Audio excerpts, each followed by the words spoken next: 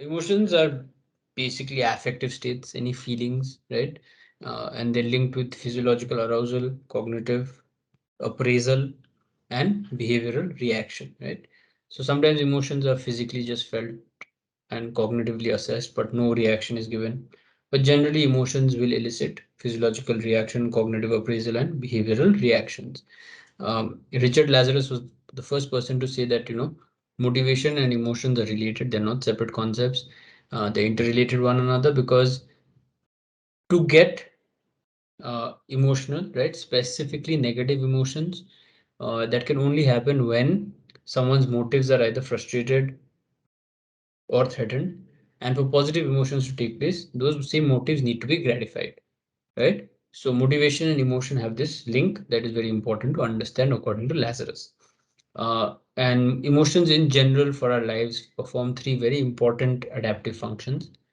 The first is that anytime there is anything threatening, you will have your fight and flight response, which will release fear, or it will cause alarm, or it will ask you to get aroused and stay there, right? And accordingly, your body physically will uh, adjust itself.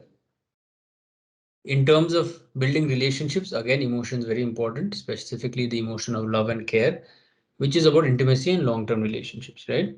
And emotions will also help you dictate other people and how they behave towards you, right? So if you behave positively, they are more likely to behave positively towards you, right? So three very important functions in general for how we are. Uh, what are the features of emotions? They can be triggered either by external or internal stimuli.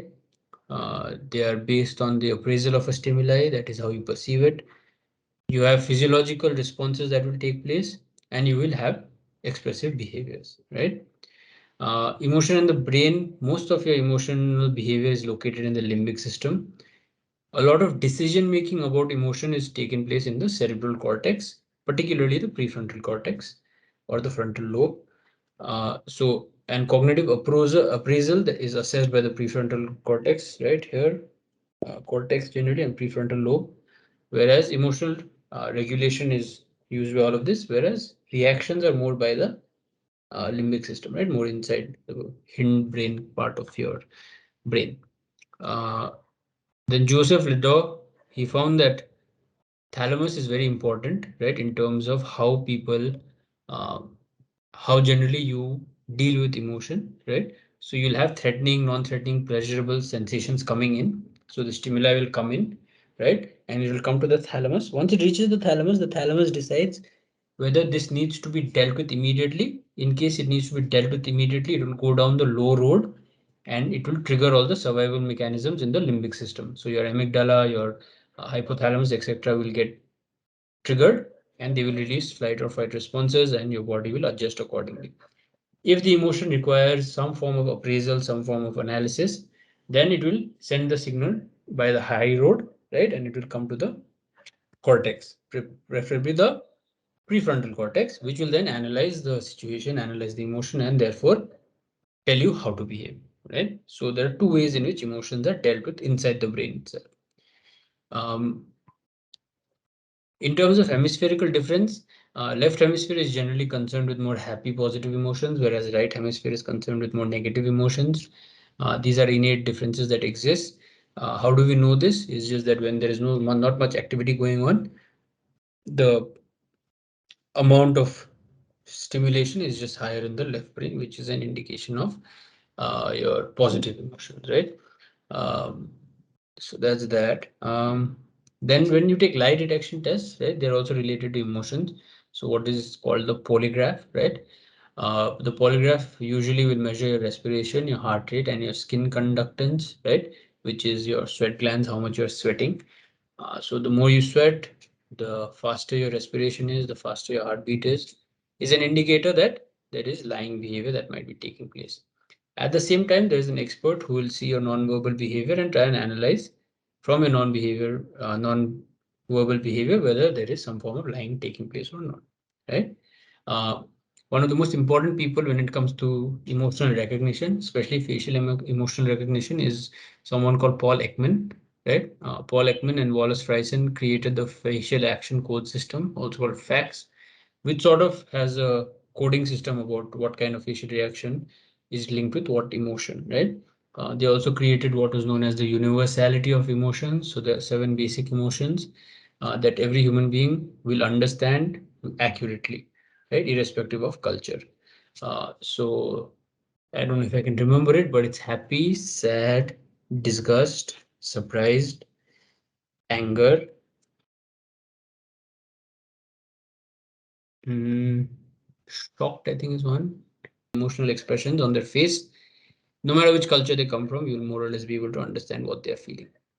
Their research also found that you'll be better prepared to understand emotional reactions if you understand the situation you're in. And in general, women tend to do better at accurate analysis of emotional reaction than men. Uh, Naturally, we have better judgment of people who are in our cultural group compared to other cultural groups, but for the seven basic universal emotions, all of us are great at it. Um, Sometimes we are able to bypass our emotional needs and behave in an instrumental manner, meaning that you behave towards a targeted goal, right? Irrespective of the emotion. So it can be emotionally relevant or emotionally irrelevant. So that's an emotion, that's an instrumental behavior. In general, when there is a complex task compared to a moderately difficult task or a simple task, the amount of arousal somebody feels is much lower, right? And therefore, they are not as motivated initially to work until they get better at it. Then, in terms of theories of emotion, there are four, but three very important ones. The first was given by James Lang, right? Two different people, not the same person. This is the James Lang somatic theory, where both of them spoke about how emotion is basically what physiological reaction you feel. So any bodily reaction is linked with emotion, right? So you'll have a bodily reaction and the brain will interpret it and decide which emotion you're feeling. However, the natural problem with this was that you have similar reactions when you're in love or when you're having anxiety, right? So how do you differentiate the two? So that answer was given to us by Cannon and Bard, again, two different people. Cannon and Bard said that your bodily reactions are true, right? At the same time, there is also the cognitive or your subjective experience of emotion, right? So what you are sort of feeling as well as how your body is reacting, right? So there are two different systems which are independent of one another, and your brain sort of analyzes both and decides which emotion you're feeling, right? So that's very important, right? The role of automatic feedback sort of supports the Cannon-Bard theory. Automatic feedback is basically when um, your what is a good explanation for this? Think of an example. Basically, in a situation where, say, you get people's reaction like very quickly, right? Where um, like you do something and you know you're not doing the right thing, right? And you're sort of scared, and then they have a certain kind of reaction, right? Immediately your body will have a feedback. Even before you cognitively analyze what has happened, you'll naturally just feel fearful sort of thing, right? Before doing a particular task or something like that. That's the basic idea of automatic feedback, where there is already emotion even before there is an appraisal of the situation or what is going on. Um, Say for instance, I remember for me, like when I broke my foot for the first time, right? Um, the registration that I had fractured my foot took much longer than the emotional feeling I had inside my body saying that something is off, right? Like I hadn't even felt pain when like I landed the foot like that, right? Even before that, I already felt the emotion, right? So in that sense, then the Cannon-Bard theory makes sense because this becomes then independent of how you're physically feeling, right? So this was another theory of emotion.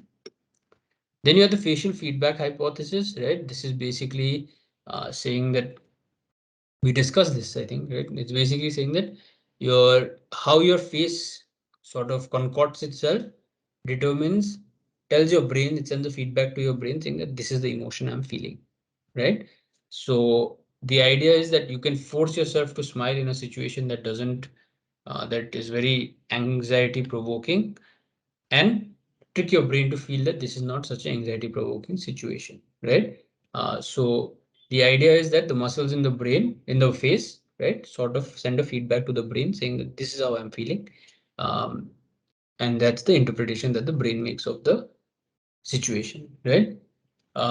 Then Lazarus, again, he gave us the cognitive mediational theory, right, which says that your emotions are determined by our appraisal of the stimuli. So this is the first time sort of cognition has come in.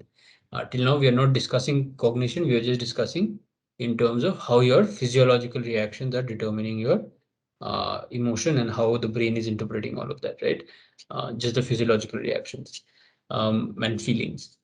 But Lazarus was the first person who sort of spoke about the idea of cognitive appraisal of a situation and a stimuli. So he said that whenever there's a stimuli that comes in, right, your brain analyzes that stimuli and then decides how you should react to it in terms of emotion. Again, there was problem with this also because it took away the physiological reaction that is felt by everybody naturally, right? So finally, you had the two-factor theory by Shatter and Singer, right? Again, two different people. They said that both physical arousal and intensity, right, and cognitive appraisal are working together. So there is your physiological response. If the physiological response is very strong, right, then you realize that the emotion is very intense. If it's very not very strong, then you realize that the emotion is not very intense.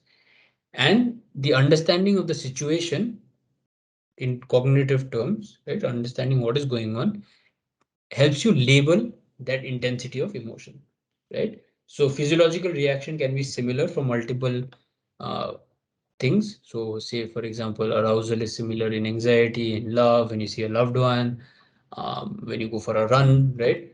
Similar reactions with the body, but the appraisal of the situation helps you label it absolutely correctly, right? So that was the two-factor theory.